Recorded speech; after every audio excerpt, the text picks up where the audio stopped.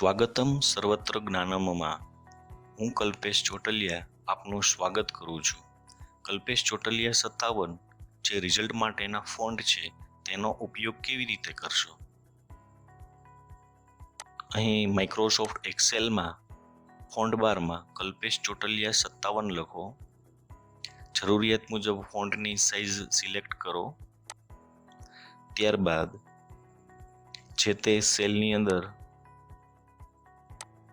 Type કરવાનું શરૂ કરીએ.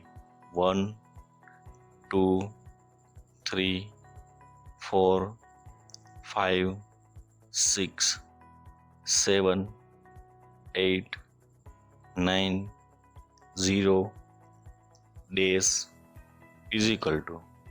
તો આ રીતે આનો ઉપયોગ કરવો સરળ છે. Okay, thank you.